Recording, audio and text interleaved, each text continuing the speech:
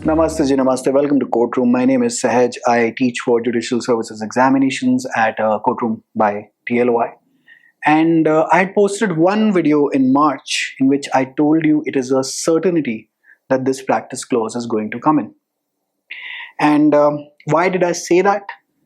It is because in my education litigation experience, education related matter litigation experience, in the DULLB scene, because I went to court when law got dropped from the law entrance and they started asking what is the maximum speed of a modem for a law entrance, and now it is a general question paper, is that the thing that I learned was if the exam conducting authorities want it, there is no stopping it. The high courts want this requirement. The BCI wants this requirement. The BCI has long wanted this requirement. So they have been pushing for it since 2021. So therefore it was only a matter of time. And well, I am in pain because a lot of my students are in pain. A teacher is as good as his students. Students are pretty much extended family members. And if they are, they are depressed, well, certainly takes a hit on us as well. Now in this session, I want to ask the Supreme Court, the amicus, the BCI, that instead of curing the problem once and for all, which exists like a virus in the lower judicial services examination scene, you went ahead and did something which has ruined a lot of careers. People who have been preparing for the last 2+ years plus with everything on the line weren't even considered. What sort of faith and trust are we giving them? Well, that look, hey, this is the system. They are part of our legal fraternity only. And I know the pain of the trial court advocates as well when they are dealing with, let us say, sometimes it's a slow judge, sometimes the judges who are sitting, the judicial officers who are sitting, may not know, let us say, CPC at the back of the hand as much as a practicing advocate does. And sometimes the practicing advocates also, they keep on taking adjournments on some grounds which these guys are not exactly quite capable to handle. However, having said that, these officers have cleared a ridiculously tough exam, have undergone rigorous training as well. Why aren't we questioning what is happening at the judicial training academies? Why aren't we questioning as to what is happening when they are trainee judges and sitting under district judges and overlooking files? What exactly are they learning there? What are the number of complaints that have arisen since 2002 till about 25, that is 23 years with this selection process? And why are we going back to the 90s in the age of presently in the age of NLUs, top law colleges, internships, examinations, rigorous training processes? It seems that we have collapsed back instead of moving forward. So the solution lies elsewhere. So let's talk about the main problems that we need to understand. So there is a lot of problem at the trial court level with a lot of vakils having issues about the JMFC not being up to the mark. Now this is very, very questionable as to what is being up to the mark means really, right? What does that really mean? If the judicial officer is not inclined to give you relief, we will always say that he is not up to the mark. Of course, that is what we say to the client, that ye sir achhe nahi, ya madam achhe nahi, right? In certain cases, of course, you are like, arey isko ye bhi nahi pata. So there are genuine concerns as well. But then we need to answer this. That is the second point. Will a 3-year practice really solve this for sure? Will it solve the problem for sure? A lot of advocates were celebrating this judgment like they should, because they face a lot of issues and it's quite understandable as well. But what are those precise issues? Because you talk to everyone, तो हर किसी का दुख एक दूसरे से ऊपर ही होता है, and people are always like, no, you won't understand. I've spoken to a lot of my trial court practicing advocates, and pretty much they are uniform in their opinion that this should be a norm, that there should be some practice. However, majority of them also agree that 3-year practice is way too much. It should have been, ideally speaking, 1 to 1.5 years. The Delhi High Court also wanted a 1-year practice, but 1 year may not be sufficient to understand really what happens in a court of law. Therefore, even 1.5 years, and then you have training. Why wasn't a probation? Why aren't these judicial officers post-clearance exams, well, then not being put on a probation that, well, you are not good enough for this job and, well, you'll be sent away? But let us come to the core issues.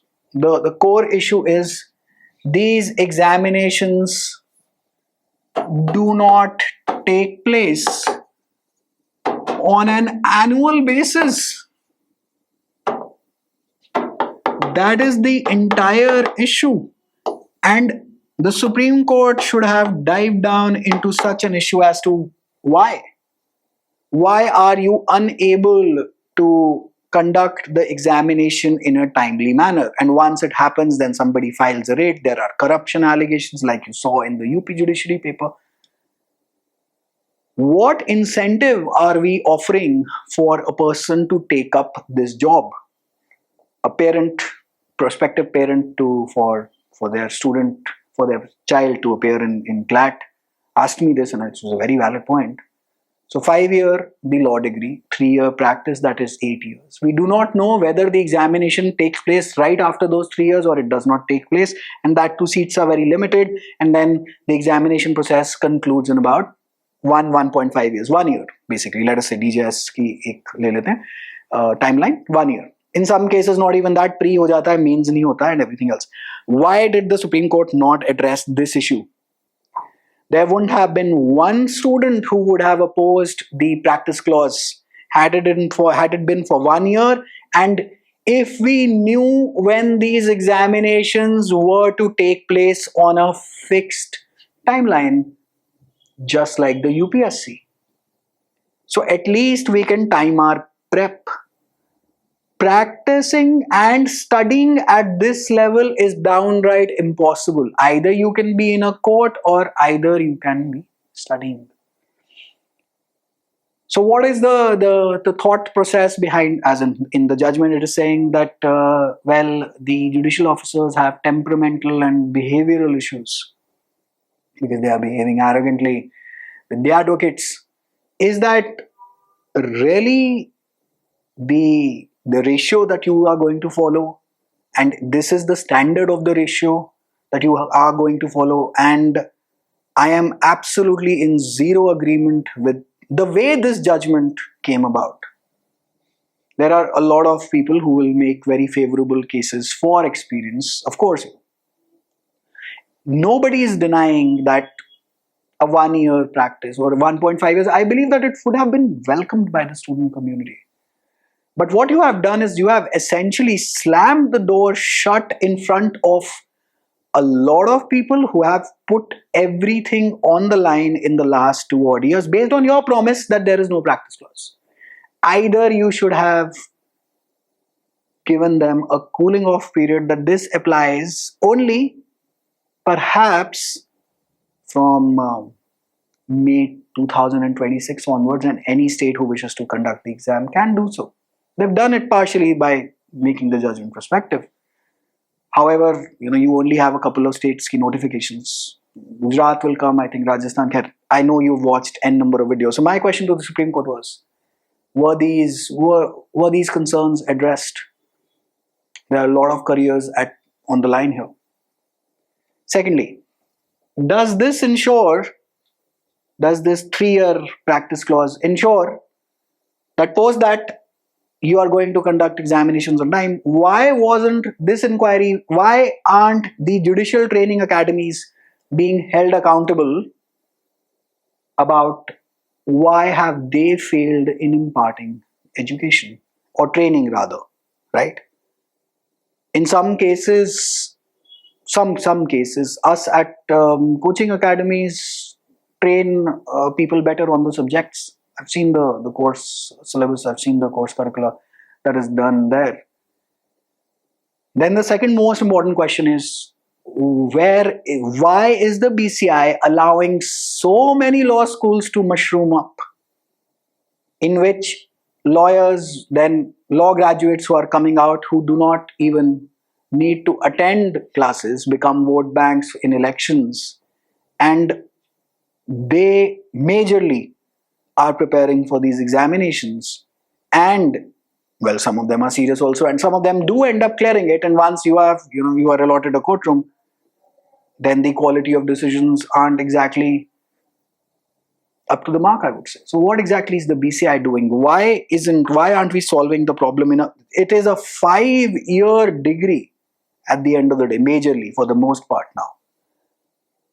What exactly are we doing in that 5 years to ensure that the law graduate that is coming out post those 5 years at least knows something? So those issues weren't addressed. This issue is not being addressed as to why aren't examinations being conducted on time. The issue that in the Bihar judiciary paper, IPC is not even asked. You need to cram up on general sciences in Uttar Pradesh. Nobody is asking that question. Rather, we are imposing a blanket ban, 3-year clause. Now, my subsequent question is, just like that parent in the CLAT UG scene said, 5-year LLB, great work. So the kid is 23. 3-year, or let us say 24 in the case of a 3-year LLB, in case there are no backs and everything else. 3-year practice, during which studying is downright impossible. All of this gyan that you can prepare alongside practice, sorry, does not happen. Either you change the examination structure then, because these are insanely tough examinations. Then the examination does not take place on time, or at least, there is no surety that you'll get a notification, and you may just have to wait another 2 years, or even in some cases 3 years. By the time, and let us say that if you're unable to clear it in your first attempt, so that parent was like, magistrate ki naukari de rahe hain ya national security advisor ki? You are already like 32, 33 just to join the lower judiciary. In 5 years or in a decade, again, you will need to revisit this issue, because this issue is such a complex issue that this requires hearing by people who are involved in the matter. Why weren't deans of people who basically check the answer script? So Professor Mustafa here were taken one of the best sessions. I believe that why wasn't he called as an amicus to assist the court to raise some points? This is the person who knows students, knows education. After all, it's an education ka mamla only. Knows what these examinations are all about. Why aren't eminent personalities such as these called to assist the court? There is another lecture. So Professor Mustafa has done one of the best lectures on this issue. There's another session done by, I think, Abhay sir. He runs a judicial academy. I think he's an ex-judge. I'll just post the thumbnail here if I get the time. Raises excellent points. Why aren't the core issues were discussed? Now, I know you'll be like, review dalega, ye hoga, zyada kuch nahi hota, because the exam conducting authority wants it. However, this issue this issue has a lot of stakeholders involved, and they need to get involved in the process. The manner in which this has been imposed needs a relook.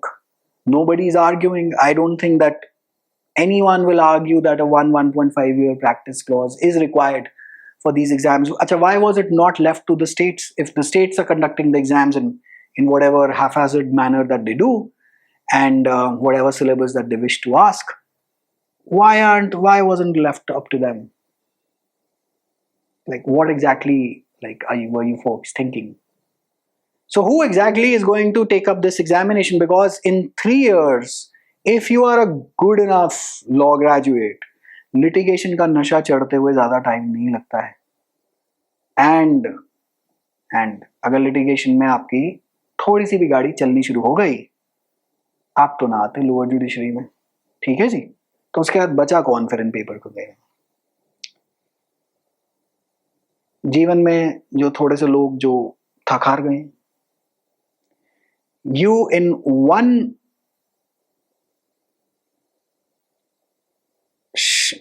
instance shut out the door on a lot of female candidates and a lot of people from the poorer backgrounds. They won't be able to survive for that long in litigation practice. The less said about it, the better. We also know by imposing this signature and endorsement by the judges, enablement of a nexus which enables further exploitation of law graduates as if they're not exploited enough already.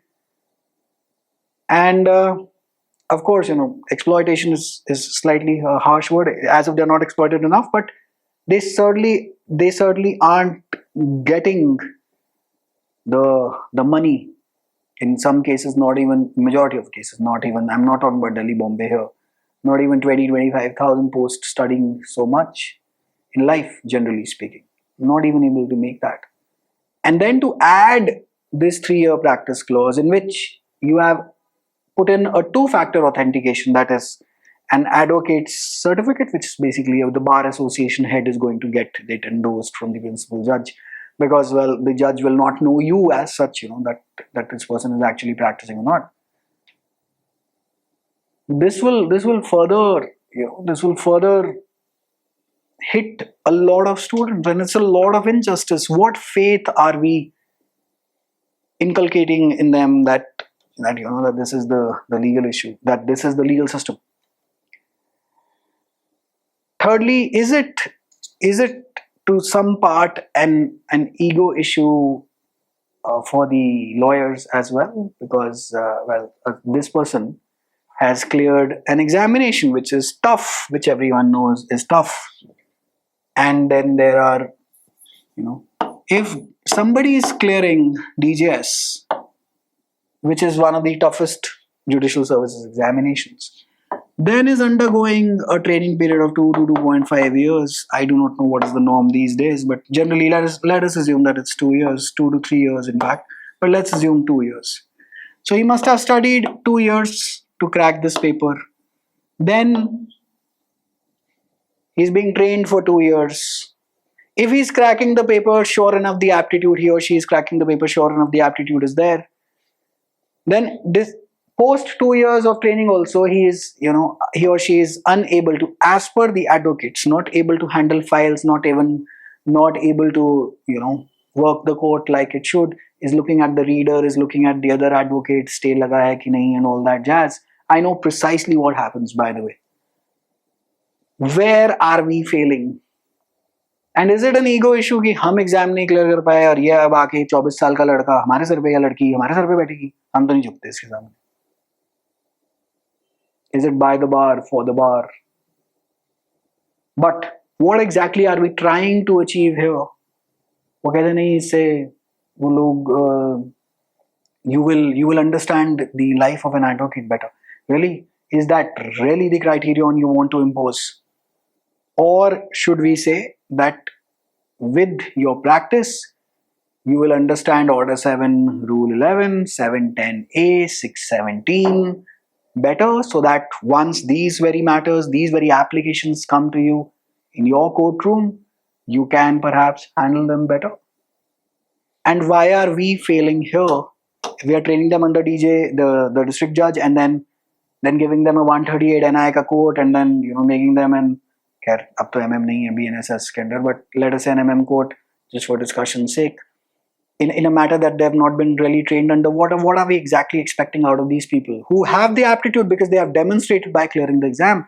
So therefore this is a much complex, much more nuanced issue than what it appears to be, and nuking it right out of the sky was not the issue, was not the solution.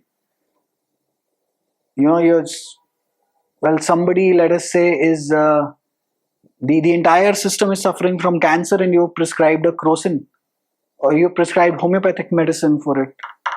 I doubt whether it will work out. Homeopathy works, at least for me it works, but anyway, it certainly will not instantly work for a person who is invested with a major disease. This is the wrong diagnosis.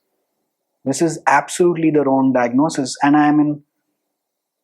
I'm always with students. You know, I have a couple of very excellent students who can clear these examinations if they were allowed to appear. Now they're not being allowed to appear for another 2 odd years. It's been 1 year that they've already graduated.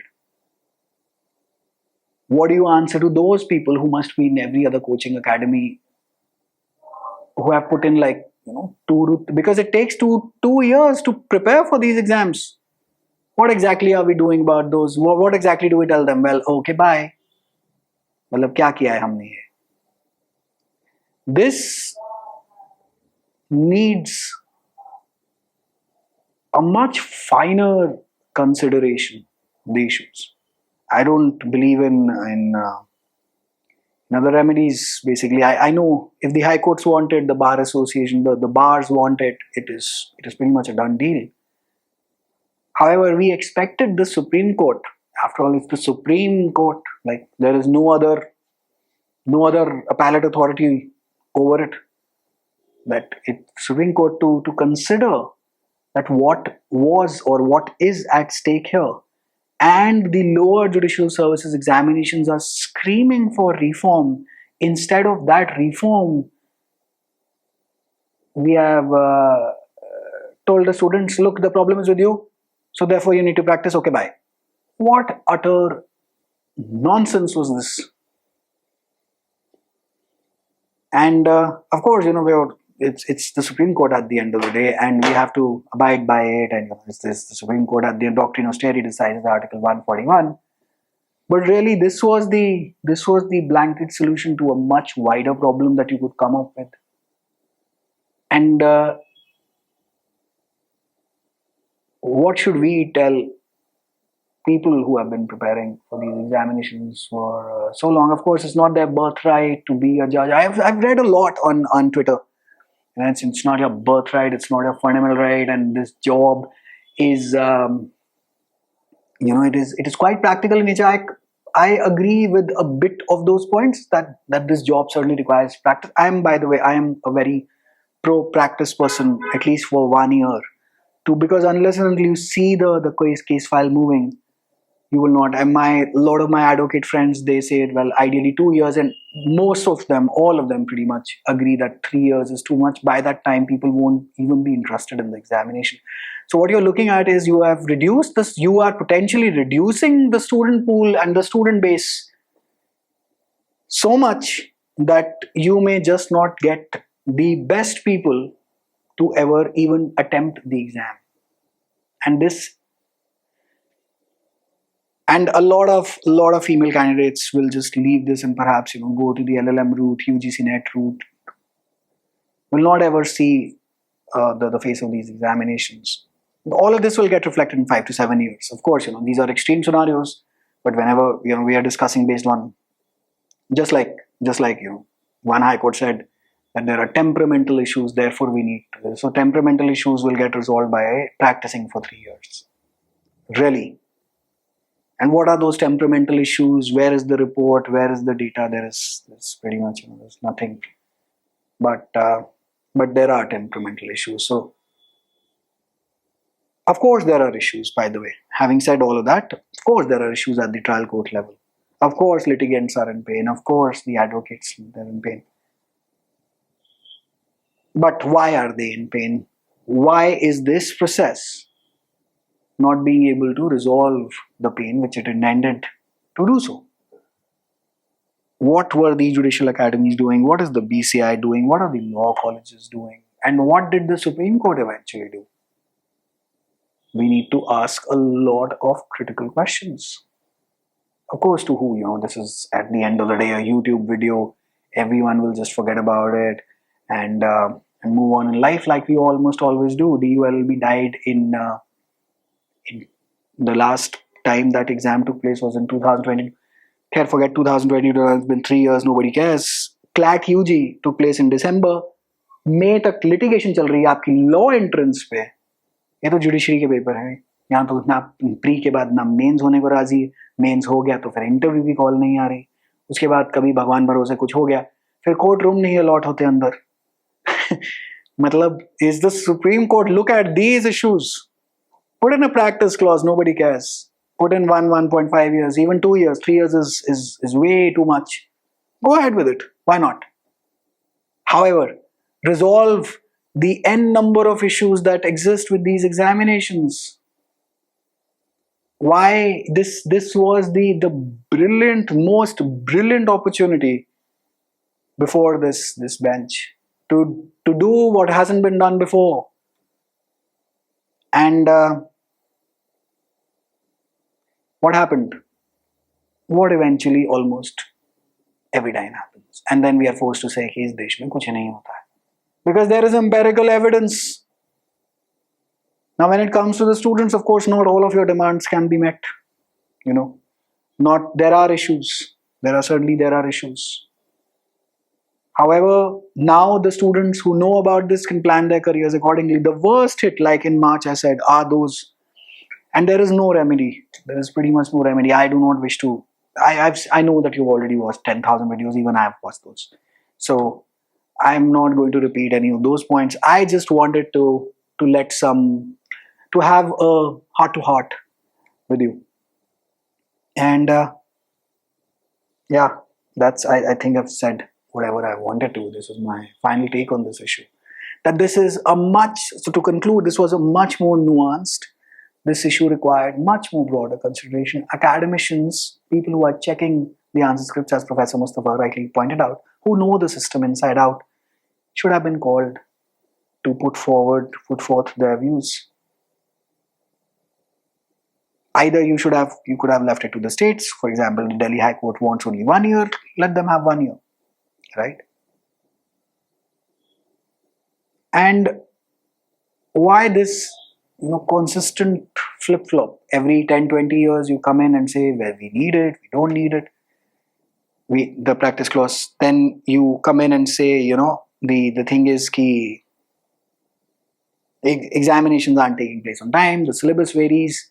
What exactly are you expecting out of the students to prepare? They will just prepare for the UPSC instead. All of your raw talent that you want to capture young, train young, and then get them to the courtroom. However, it is not worked out. So this is not the panacea that you're looking for. This is certainly not the panacea. This will in fact further aggravate the problem. This needs to be modified to 1.5 years. Else, people just won't be interested in this exam. I tell it and I say it because I deal with people who are interested in these examinations on a day-to-day, like full day, full night we are doing this. And I know that theories and books do not work as much as we like to believe that they work in practical life. In fact, many people ridicule theory. So my counter question to you as a vakil is, go to Tisazari straight, don't go to law school, and ask your seniors what a decree is, what a void contract is. Go on, ask them what is CPC, CRPC, we don't know. Theory is as important as practice. Practice of the theory is you are only going to practice the theory that you learn. And we should actually catch hold of the BCI here as to what you guys have been up to in the Department of Legal Education, not punish the students for your misadventures for so long here. I don't even have a license, so I don't fare them exactly. So advocates will not be able to see all of this, but any which way. So yeah, so why? Why? What exactly is happening here? Why have we shut out the door on students in such a insensitive manner? Why have we not addressed the core issues of these examinations so that we can finally get better judicial magistrates?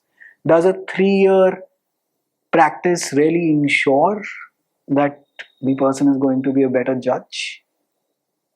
Practice should be mandatory. Nobody would have raised even one objection had it been 1.5 years. But are you mad that you are looking at a 3-year practice and then 1-year training? So by the time you are inducting them into the service, they're already 32, 33. The High Court door is already shut. Why isn't an examination in place for advocates who have practiced for more than 10 years to be High Court judges? So you have an exam now at 3 years plus exam, 7 years plus exam, 10 years plus exam. Let us talk about that as well. Why shouldn't that be the case?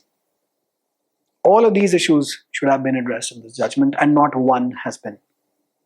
And I'm going to close out this session with saying that yes, practice is required. Yes, this is not a panacea. Yes, this will in fact further aggravate the problem. Yes, this will induce nexus, and this will induce a certain amount of exploitation in getting those authentication certificates that whether you really practiced. Yes, there will be workarounds to the system. Yes, the system eventually is not going to work. You're not in 1993s. You are in the age of AI. Students are much more smarter. Law schools are much more better. People are just way more smarter. It doesn't take all that much time to figure out what practice really is. If that is your main aim, cap it to around 1.5 years so that students see the law in motion, because that is also necessary so that trial court advocates are also happy. The litigants also respect the judicial officers there, and the judicial officers also do a far better job. We need another solution to this problem. This certainly is not it. This will lead to, I had said when DU opted for CUTPG, there was no law entrance, that there is going to be a degradation of the faculty and the number of detentions are going to shoot up. And precisely what happened after 3 years is for all to see. Precisely what is going to happen here as well. But to the students, as a concluding note, this is life.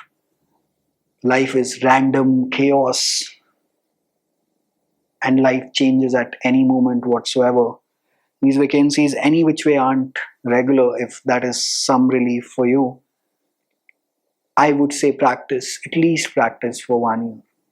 Not full-time practice, but go to the court and see it, see how it functions, see how it works, so that tomorrow when you become a judicial officer or you become a magistrate, nobody dare say a question to you, because they will any which way be burning in envy that you have already cracked such a tough exam. You managed to basically be inducted in service, and you know now how the system works, and the court masters, the readers will respect you, the litigants will respect you. If, well, this is what they have thrown at you, well, we deal with it accordingly. I do not have anything to offer to people who have been preparing for the last 2-3 odd years. Without a backup plan, you are in one of the worst situations in life. It generally so happens. Regarding the LLM clause, it will be subject to interpretation by different high courts. I do not know whether LLM will be counted as practice or not as of right now. In my opinion, so they have allowed law clerks, but this will be subject to interpretation by different high courts. So the trial court advocates are also to an extent right. The students are also to an extent right. It should have been a mix and match to lead to a win-win formula in which we solved all the problems of the judicial service exams in one go, and we missed that. And the disappointment is that it was the Supreme Court. This was not a High Court. This was not the Supreme Court. Much more is expected from you. We really respect the court and the justices, the Nyadhish, the Nyamurtis that are sitting there. You know, people really look up to you because it's the Supreme Court at the end of the day. So my lords should also keep that in mind while deciding on an issue on which so many lives of our own fraternity depend, and there is so much to solve. There are so many problems to solve. So see those problems, address those problems. I implore the court to reconsider, perhaps. I'm sure that somebody or the other is going to file a review on it. I do hope something happens, but whatever happens, we'll deal it. We'll deal with it accordingly. Is always my plan of action. We are all, we are realists here. If we were to subclassify or classify ourselves, and yeah, I'd like to conclude here, wishing you all the very best, and I hope that you take the best route forwards. The waters will never really change for the boat. The boat always has to adapt to the waters, and life, generally speaking, will spring all of these surprises. Will keep on springing all of these surprises. I hope that this is reconsidered. I hope that there is a minimal practice clause, and I hope students do not work around that practice clause, and only you will get identified in the interview in 1 second if you bypass the practice clause moving forward. You will not be able to clear the interview. We can just sniff it out. The person who has been through the grind, and someone who's been through the fire, and someone's not been through the fire. Alrighty then. Wishing you all the very best. Do take very good care of yourself, and adapt to the waters accordingly. I will see you very, very soon. Wishing you all the best. Bye.